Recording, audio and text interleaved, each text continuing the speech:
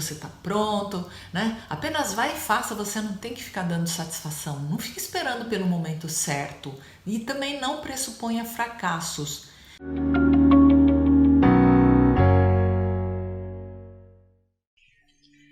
Hoje em dia, com essa correria que a nossa vida tá, muitas pessoas vêm até mim e perguntam e falam: Nossa, na minha casa tá tão difícil, a gente tem tantos problemas, meu marido vive estressado, ou eu mesma vivo estressada porque eu acumulo trabalho em casa, o cuidado com os filhos, com o trabalho fora, ainda que meu marido me ajude com as crianças e tal. Tem dia que parece que todo mundo tá assim muito estressado, inclusive as crianças, porque se os pais estão nervosos, as crianças também ficam, porque as crianças muitas vezes são reflexos dos pais, do estado emocional dos pais. Então, muitas pessoas me perguntam: "Nossa, os florais ajudam nisso?" Claro que ajudam. Eu tenho experiências assim fantásticas nesse sentido. Bom, geralmente vem uma pessoa, a mãe ou o pai, né, ou a esposa ou o marido, e é engraçado que quando você começa o tratamento com aquela pessoa e ela começa a mudar, ela começa a ficar mais tranquila, ela começa a melhorar e dessa forma ela começa a agir de forma diferente com as outras pessoas, inclusive dentro de casa. Parece que todo o núcleo familiar começa a melhorar. Então, às vezes, até nem é necessário que todos se tratem, mas uma pessoa se tratando já vai provocar uma grande mudança. Mas, se necessário, claro, a gente conversa com as outras pessoas e vê de que forma os florais poderiam ajudar, porque sempre podem. Existem florais aí, porque, por exemplo, as pessoas elas andam muito estressadas, com muito trabalho, então muito cansadas. Tem um floral chamado Olive, que ele é muito bom para quem, por exemplo, acumula várias funções, porque tem que dar conta de pagar aí os seus compromissos e tal, escola das crianças e várias coisas. E aí acabam chegando no estado assim de muito cansaço, exauridos. Então o Olive é um floral que é um oxigênio, ele dá ânimo, ele dá gás, porque quando uma pessoa se encontra no estado de exaustão, ela não tem ânimo nem para fazer coisas prazerosas que normalmente ela faria. Ela quer mais ficar lá quieta num canto e só descansando, e muitas vezes ela aparentemente está descansando, está deitada lá num lugar, mas a cabeça não para de funcionar, e nós sabemos que os pensamentos também consomem energia. Então ela aparentemente está descansando, mas no fundo não está, porque a cabeça não para. Então o Olive nesse caso é de grande ajuda. É claro que ele vai ajudar nessa situação, mas o interessante é conversar com o terapeuta floral nesse caso para ver que fórmula seria indicada para aquela pessoa, para que ela pudesse fazer um trabalho mesmo de autoconhecimento, de transformação, porque muitas vezes ela não está nem sabendo direcionar a energia de trabalho dela. Por isso que ela se desgasta, por isso que ela fica exaurida. Então, espero que vocês tenham gostado do vídeo, que vocês se beneficiem com os efeitos tão positivos que os florais de Bach têm.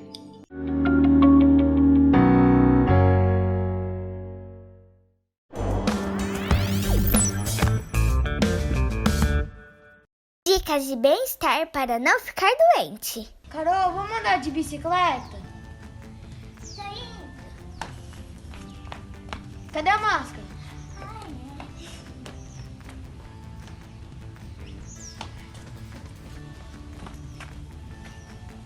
Ó, gente, não esqueçam de usar máscara. Mesmo se for andar de bike ali na calçada, não esqueçam de usar máscara. E não é só de bike, pode ser de patins, patinete, overbike, qualquer coisa. Dicas de higiene para você não ficar doente. Oi galera, hoje eu vou ensinar vocês a lavar a mão. Você tem que lavar por 20 segundos a mão pra não ficar doente. Ó, tem que fazer assim, ó.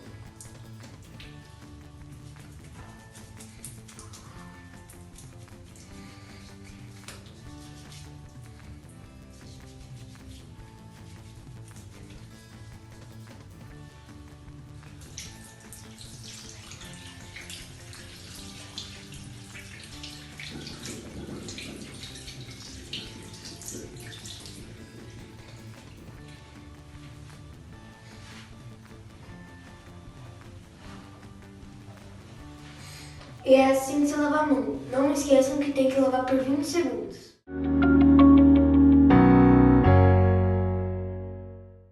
Bom, você não é o que você vê no espelho. Você é o que você vê na sua mente. Muitos de nós estamos presos a uma autoimagem antiga e nós nunca mudamos para o que nós somos hoje. Então, quando você aprende uma nova habilidade, uma nova ideia, você precisa mudar a sua autoimagem. Mas e quando acontece algo de ruim, um fracasso, né? O que acontece com a sua autoimagem? Geralmente ela fica abalada, ela fica diminuída. E quando isso acontece, nós diminuímos as expectativas que nós temos acerca de nós mesmos. Entender agora por que muitos de nós assistimos reality shows? É um programa tão fútil que não ajuda nada no nosso crescimento, mas muitas vezes nos faz sentir que nós somos melhores do que aquelas pessoas que se sujeitam àquela exposição, feito animais presos numa jaula, num zoológico. Mas quando nós somos empreendedores, nós fazemos algo para alcançar os nossos objetivos e nós não nos acomodamos. Se algo não dá certo, você tenta de outra maneira até conseguir o que você quer ou até mais. Você não se acomoda, né? Não desiste. E mesmo que haja um paredão na sua frente e você bata nesse paredão, você tenta escalar, você faz um buraco por baixo do paredão. Mas isso não te segura, não te segura. Só que chega num ponto que a gente precisa tomar cuidado, tá? Para não haver a autossabotagem. Por quê? Porque muitas vezes nós começamos a atingir degraus mais altos, né? E nós começamos a nos sabotar, porque nós achamos que nós não merecemos tudo isso. Então a gente precisa tomar muito cuidado. Tomar cuidado para não cometer erros para a gente se sabotar, né? Para que você volte ao lugar que você ocupava antes, para a sua zona de conforto. Mas por que isso acontece? Porque nós temos uma autoimagem que não evoluiu. Nós temos a necessidade de ser consistentes com o modo como nós nos vemos. Vejam bem. Então, a imagem que nós temos de nós mesmos, ela controla os nossos sucessos e os nossos fracassos e impacta cada área das nossas vidas. Vamos supor que você tenha uma imagem de uma pessoa com sobrepeso. É essa a imagem que você tem. Você não gosta de falar sobre isso, você não gosta que as pessoas falem sobre isso, né? Até que um dia você resolve perder peso. Você quer perder peso, aí você faz dieta, você entra para academia, você para de comer porcarias porque você acha que essas coisas te fazem engordar. Mas não são elas que te fazem engordar, é a autoimagem que você tem. Se você não mudar essa autoimagem, toda perda de peso vai ser temporária. É por isso que ocorre o efeito sanfona. Você perde e você ganha peso, perde e ganha. Quando você sobe na balança, você vê que perdeu peso, no subconsciente, essa nova imagem não corresponde à imagem que você tem. Não é quem você é. E aí você engorda de novo. Os paradigmas, as crenças que você tem sobre você entram em conflito com o seu novo peso, com o seu novo eu. Nós nos tornamos escravos da nossa autoimagem. Vejam as pessoas que correm todos os dias. Elas não correm pela disciplina ou pela vontade, elas correm porque são corredoras. É essa a imagem que elas têm delas. Então elas correm todos os dias. E todos nós agimos consistentemente de acordo com o que nós acreditamos que nós somos. E por que nós não agimos para sermos bem-sucedidos? Por que nós não agimos para fazer o que é bom para nós e para os outros?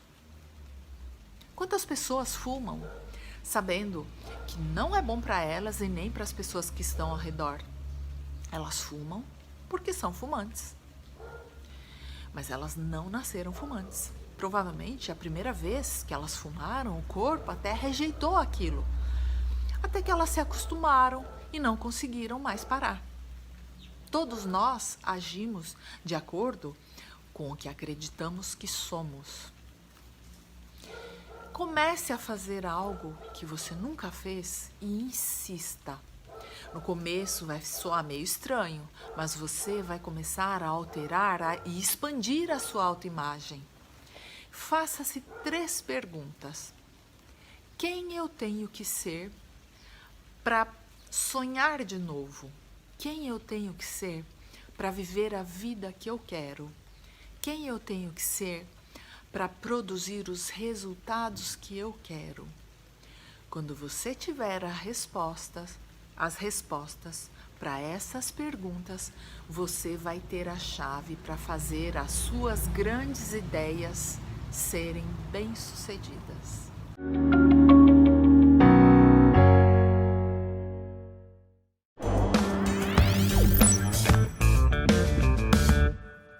Dicas de bem-estar para não ficar doente. Eu vou ensinar vocês a lavar a mão direitinho para não ficar doente. Tem que lavar nas costas da mão, na palma, entre os dedos e os dedos.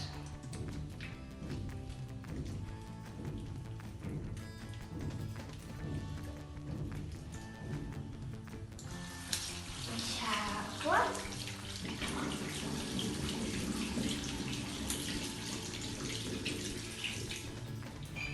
Seca.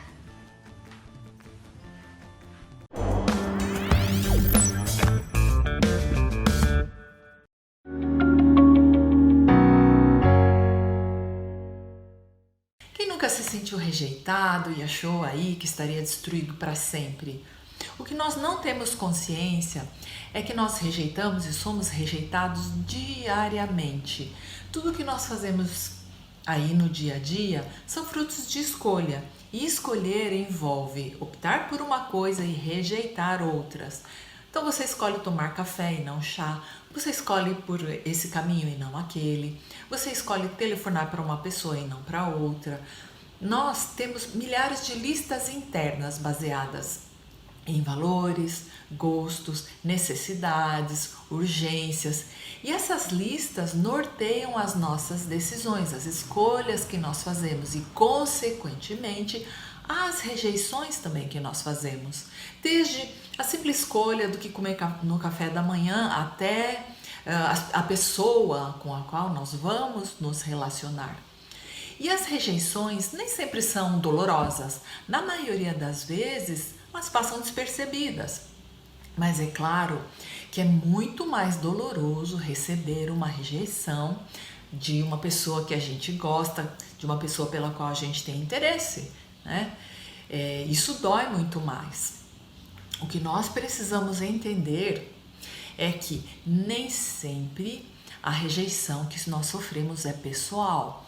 O que acontece é que nós escolhemos e somos escolhidos da maneira que nos é mais favorável naquele momento, e nem sempre isso é definitivo.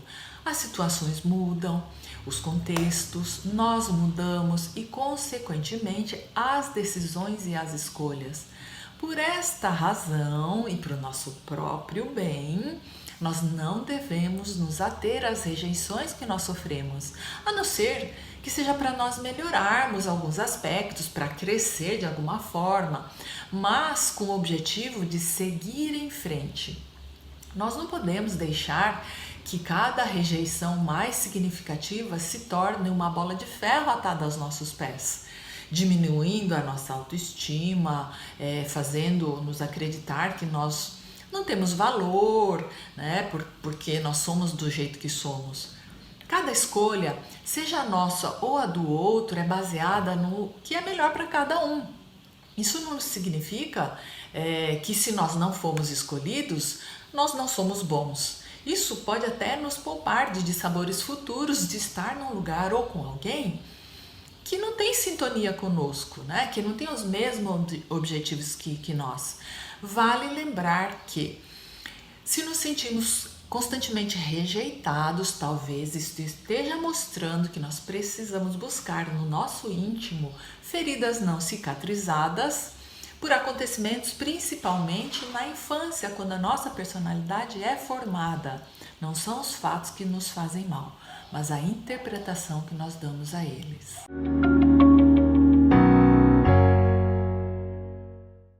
O que torna uma pessoa um líder? Pense nas pessoas que são líderes. Certamente elas não são as mais inteligentes, com melhores currículos, as mais abastadas. O espírito de liderança é baseado em uma coisa muito simples, a atitude. A atitude do líder é que o difere dos seguidores. Pense no leão, que é o rei dos animais. Ele não é o mais forte, ele não é o mais alto, ele não é o maior, né? E nem o mais inteligente. No entanto, quando ele chega, todos os outros animais o respeitam. Um exército de ovelhas liderado por um leão pode derrotar um exército de leões liderados por uma ovelha. E por quê? Porque o líder, ele pode transformar pessoas medrosas em guerreiros.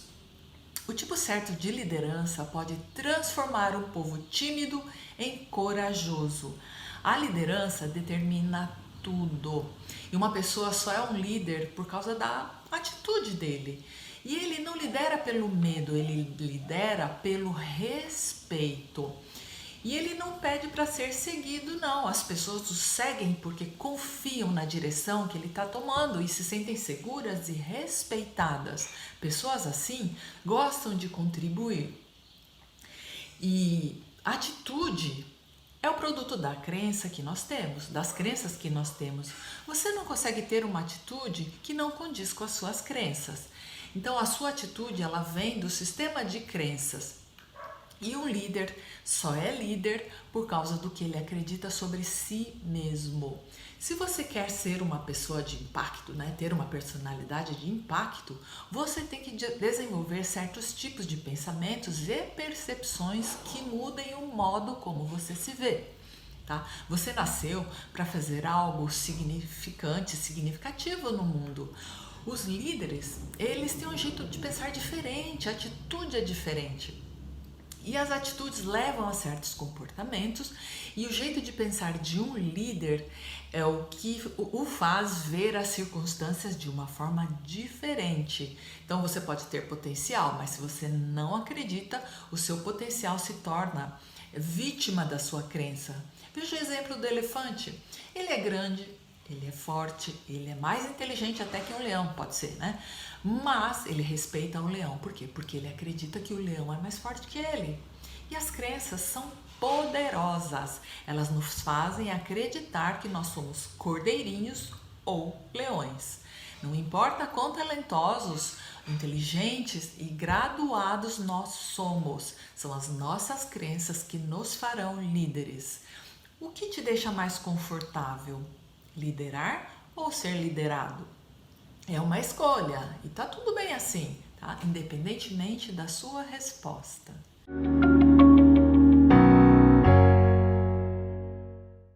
Complexos.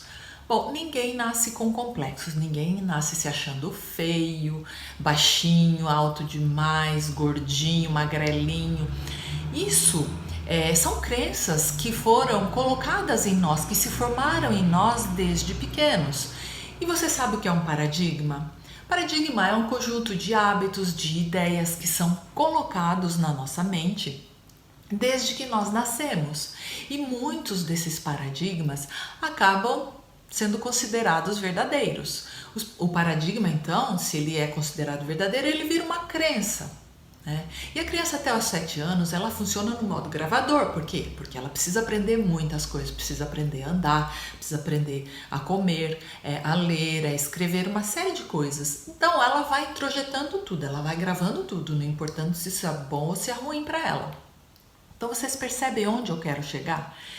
Eu vejo muitas publicações aí maldosas sobre as características físicas das pessoas nas redes sociais.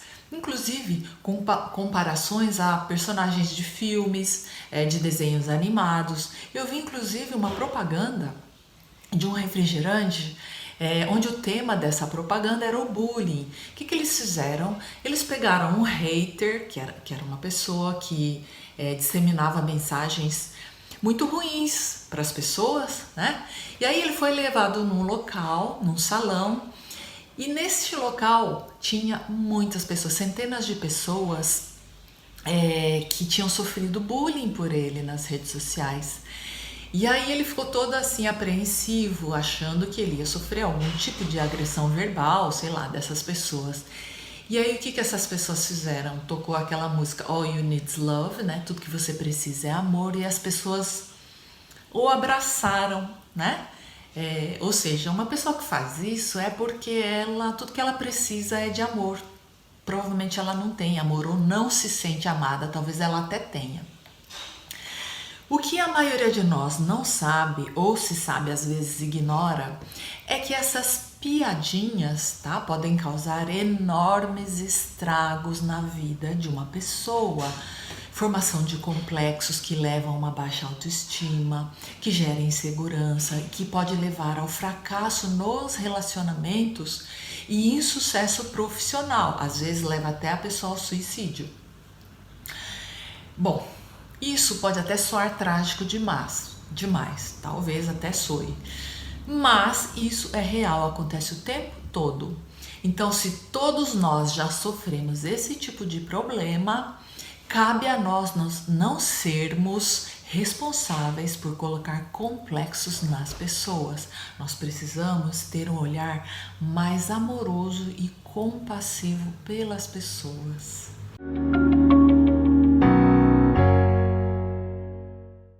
Por que às vezes nós temos medo de tentar? Bom, talvez a gente tenha medo de mudar, né? Nós estamos tão acostumados à vida que nós levamos que nós ficamos aí insatisfeitos, mas a gente deixa assim mesmo, né? Tá ruim, mas tá bom. A gente vai empurrando com a barriga no automático. E outra, as pessoas à nossa volta muitas vezes também falam pra gente: você não tá pronto, não é o momento, ainda não é a hora, o que você quer é muito difícil. Então percebe que a maioria dos conselhos é para que você permaneça onde você está. E por quê? Bom, porque as pessoas também têm medo do que você pode se tornar. Alguém melhor, alguém maior, bem-sucedido, mais feliz. Então é melhor que você fique onde está. Por quê? Porque se você mudar, pode ser que você cause um certo desconforto nessas pessoas. Por quê? Porque você chegou onde essas pessoas gostariam de chegar, mas não tem coragem para tentar. Mas sempre vai ter uma, duas pessoas que vão falar assim para você: olha, vá, tente, faça.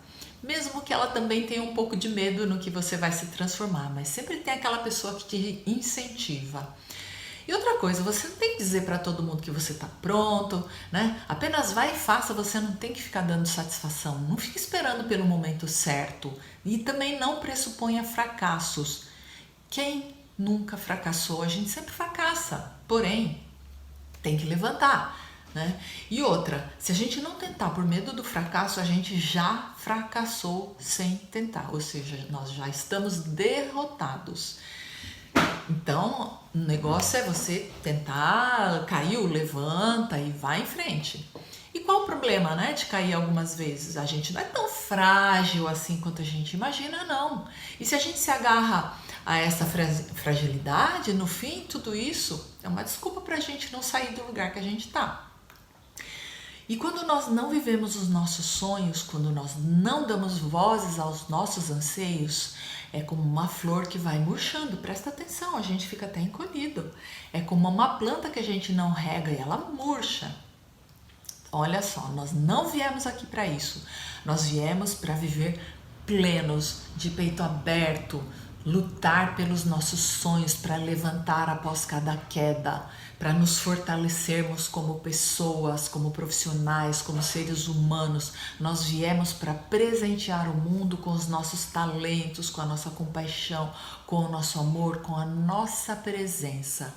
Lembre-se, em cada obstáculo que nós tropeçamos, em cada fracasso que nós tivermos, dentro de nós haverá um novo eu para renascer mais forte e tentar novamente. Um grande abraço.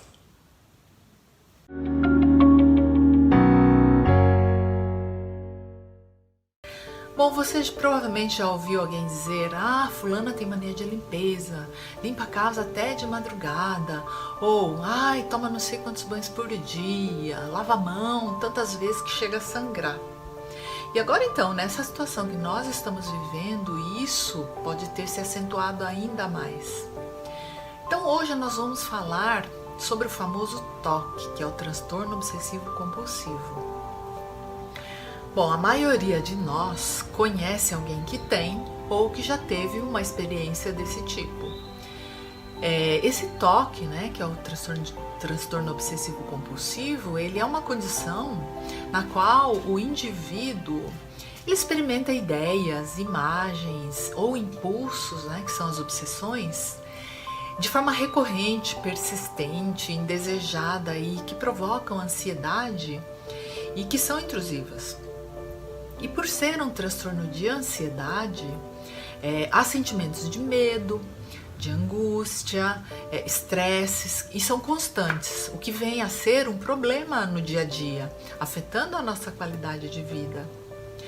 E algumas pessoas sentem vontade de realizar esses determinados rituais de forma repetida, né, que são as compulsões. E essas compulsões são ações ou atos mentais que são feitos para tentar diminuir ou evitar a ansiedade dessas obsessões. E alguns exemplos então de obsessões: preocupação com contaminação, medo de tocar em maçanetas e pegar doenças, né? Ou de segurar em corrimão, escada rolante, usar banheiro público. Dúvidas, por exemplo, achar que não trancou a porta e ir lá ficar verificando várias vezes. Preocupação com objetos que não estão perfeitamente alinhados ou organizados. Sabe quando você chega na casa de um amigo e aquele quadro da parede está torto e você fica incomodado, assim, querendo arrumar? E tem alguns exemplos também de compulsões, que são limpar ou lavar algo para evitar a contaminação, né? Aquelas pessoas então que lavam as mãos várias vezes, chega a sangrar. Verificar algo para eliminar dúvidas, por exemplo, verificar se a porta está trancada, se o gás está fechado. Contar, ou seja, repetir uma ação um determinado número de vezes. Exemplo, eu só vou atravessar a rua depois que passar na minha frente 10 carros brancos, senão pode acontecer alguma coisa de ruim.